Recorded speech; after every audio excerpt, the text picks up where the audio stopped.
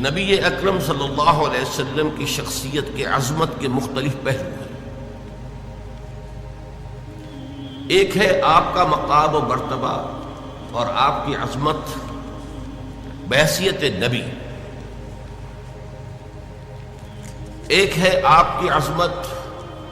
آپ کا مقام رفیع و بلند بحیثیت انسان۔ پھر انسان کی حیثیت سے بھی ایک پہلو ہے روحانیات کا، آپ کا مقام اور مرتبہ روحانی اعتبار سے،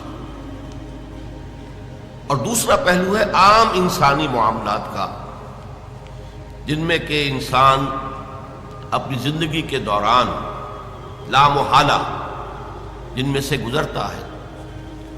اور مختلف حیثیتوں سے اس دنیا میں کام کرتا ہے۔ تو یہ جو مختلف پہلو ہیں عظمت محمدی کے صلی اللہ علیہ وسلم، ان میں سے بعض پہلوؤں کے بارے میں یہ بات ہمیں اچھی طرح سمجھ لینی چاہیے کہ اس کی عظمت، آپ کی عظمت کا بیان تو درکنار، اس کا ادراک اور شعور اور فہم بھی ہمارے لیے ناممکنات میں سے ہے۔ دیکھیے، سادہ سی مثال ہے کہ ایک معالج کا، ڈاکٹر کا، حکیم کا کیا مقام اور مرتبہ ہے اپنے فن میں، اس سے ظاہر ہے صرف کوئی معالج یا حکیم اور ڈاکٹر ہی جان سکتا۔ ایک انجینئر کا کیا مقام ہے اپنے فن میں، اس سے واقفیت صرف انجینئر کو حاصل ہو سکتی ہے۔ لہذا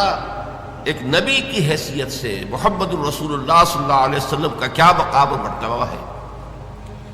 یہ صرف کسی نبی ہی کے لیے ممکن ہے کہ اس کا اندازہ کر سکے، کسی غیر نبی کے لیے یہ محال عقلی ہے۔ مزید برآں کسی بھی انسان کا کسی فن میں کیا مقام ہے، اس کا جو ایگزیکٹ تعین ہے، وہ وہی شخص کر سکتا ہے جو اس فن میں اس سے بالا تر ہو، اس لیے کہ نیچے جو ہوگا وہ تو صرف دیکھے گا اوپر کی طرف، اس کے لیے یہ ممکن نہیں ہے کہ اپنے سے بلندتر مقام کے حامل شخص کا اصل مقام و مرتبہ معین کر سکے۔ اب ظاہر بات ہے کہ نبی اکرم صلی اللہ علیہ وسلم سے بالا تر مقام کسی نبی کا نہیں، لہذا کسی نبی کے لیے بھی یہ محال عقلی ہے کہ وہ حضور کے اصل مرتبہ اور مقام کو سمجھ سکے، کجا یہ کہ عام انسان غیر نبی، اس کے لیے تو جیسا کہ میں نے عرض کیا یہ محالات عقلیہ میں سے۔ اسی طرح روحانی اعتبار سے حضور کا کیا مقام ہے، ظاہر بات ہے کہ ہم جیسے لوگوں کے لیے اس کا ادراک و شعور ممکن نہیں۔ چند باتیں میں آپ سے عرض کیے دیتا ہوں، بعض اعتبارات سے خود حضور نے اسے واضح کیا کہ یہ تمہارے لیے ناممکن ہے کہ سمجھ سکو۔ مثال کے طور پر حضور صوم وصال رکھتے تھے۔ صوم وصال اسے کہتے ہیں کہ آج روزہ رکھا اور شام کو اسے افطار نہیں کیا، وہی روزہ رات سے گزر کر پھر اگلے دن تک چلا اور اگلے دن شام کو افطار ہوا، تو یہ 2 دن کا صوم وصال ہے۔ اگر یہی بات آگے ایک اور دن چلے گی تو 3 یوم کا صوم وصال ہو جائے۔ نبی اکرم صلی اللہ علیہ وسلم یہ صوم وصال رکھتے تھے، لیکن اپنے ساتھیوں کو، صحابہ کو، یعنی نوٹ کیجئے ہمارے لیے تو کیا سوال پیدا ہوتا ہے، صحابہ کو بھی روکتے تھے۔ جس پر کسی صحابی نے سوال کر لیا تو آپ نے فرمایا صلی اللہ علیہ وسلم، ایکم مثلی، تم میں سے کون ہے جو میرے مانند ہو؟ ابھی تو عند ربی، میں تو اپنے رب کے پاس رات گزارتا ہوں، ہوا یطعمنی و یسقینی، وہ مجھے کھلاتا اور پلاتا ہے۔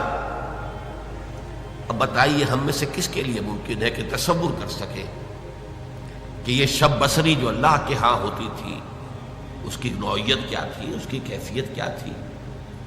وہ کھلانا اور پلانا کس نوعیت کا تھا جو اللہ تعالیٰ محمد رسول اللہ صلی اللہ علیہ وسلم کے ساتھ معاملہ کرتا تھا۔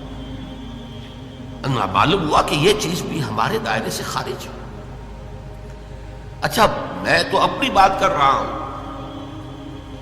میں سمجھتا ہوں کہ بڑے سے بڑے صوفی اور بڑے سے بڑے ولی اللہ کے لیے بھی ممکن نہیں ہے کہ حضور کے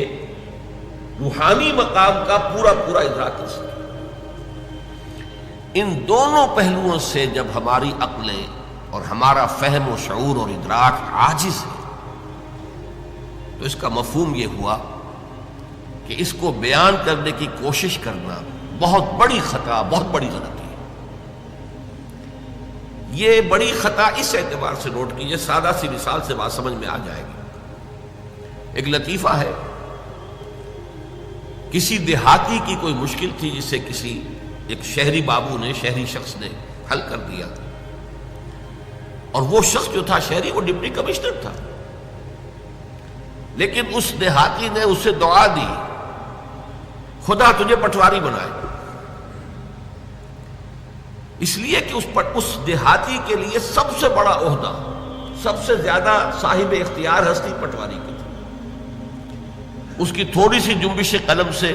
اس کی زمین کسی اور کے نام درج ہو جاتی ہے، انتقال ہو جاتا ہے، اسی کے قلم کی جنبش سے مالیانہ معاف ہو جائے گا، سارے اختیارات اس دیہاتی کے جو ہیں، اس کاشتکار کے جو ہیں، وہ تو اس کے ہاتھ میں ہیں۔ اسے کیا معلوم کہ اس پٹواری سے لے کر اس ڈپٹی کمشنر تک کتنے عہدے ہیں درمیان میں، اور وہ شخص کتنے مقام بلند پر فائز ہے جسے وہ دعا دے رہا ہے پٹواری ہونے کی۔ تو اسی کا اندیشہ ہے کہ ہم اگر حضور کے ان مقامات کو بیان کرنے کی کوشش کریں گے تو شدید خطرہ ہے کہ ہم حضور کی توہین کے مرتکب ہو جائیں، اس لیے کہ کما حقہ بیان ممکن نہیں ہے۔ جب کما حقہ بیان ممکن نہیں ہے تو ہم اپنے تصور کے مطابق مدح کریں گے، اور وہ بہت کمتر ہوگی اصل مقام کے اعتبار سے، اور اسی کا نام توہین ہے۔ یہی وجہ ہے، دیکھیے شیخ سعدی رحمۃ اللہ علیہ نے نہایت سادگی کے ساتھ میری ساری گفتگو کو سمو دیا اپنے دو اشعار میں، یا صاحب الجمال و یا سید البشر من وجهك المنیر لقد نور القمر لا يمكن الثناء كما كان حقه بعد از خدا بزرگ توئی، قصہ مختصر۔ جتنا ان کا حق ہے کہ ان کی ثنا کی جائے وہ ممکن ہی نہیں ہمارے لیے، لا يمكن الثناء كما حقه۔ بس ہمیں صرف یہ کہہ کر جو ہے اس بات کے دامن میں پناہ لینی ہے کہ بعد از خدا بزرگ توئی، قصہ مختصر۔ اللہ کے بعد آپ ہی کی ہستی ہے بلند ترین، عظیم ترین، اب اسے کس طرح بیان کریں، کیا بیان کریں؟ ہمارا تصور سے بھی آگے بڑھ کر تخیل بھی سرنگوں ہے کہ وہ اس مقام بلند و رفیع کا کوئی ادراک اور شعور کر ہی نہیں سکتا۔ اسی کو نہایت خوبصورت انداز میں غالب نے کہا ہے، ماں ثنائے خواجہ بیزدہ گزاشتے، ہم نے حضور صلی اللہ علیہ وسلم کی ثنا اور حمد کو خدا کے حوالے کر دیا ہے، یزداں کے حوالے کر دیا، ہم اس کی کوشش ہی نہیں کرتے۔ کہا ذات پاک مرتبہ دان محمد است، اس لیے کہ وہی ذات پاک ہے جو محمد الرسول اللہ کے اصل مرتبے سے واقف ہے۔ یہ کاں جو ہے اس کے مصرع ثانی میں، وہ کہ کاں کا مخفف، فارسی میں اشعار میں یہ بہت ہوتا ہے کثرت سے کہ ذات پاک مرتبہ دان محمد است، کہاں ذات پاک مرتبہ دان محمد است۔ محمد کے اصل مرتبے اور مقام کو جاننے والی ایک ہی ہستی ہے اور وہ اللہ تعالیٰ کی ہے، لہذا غالب ثنائے خواجہ یزداں گزاشتے ہیں، غالب ہم نے تو حضور کی مدح و ثنا کو اللہ کے حوالے کر دیا۔ میں نے دو اعتبارات سے حضور کی عظمت، حضور کے مقام و مرتبہ کو اپنے بیان کے دائرے سے بلند و بالا، برکت، اعلیٰ، عرفہ، اور اس اعتبار سے خارج قرار دیا ہے۔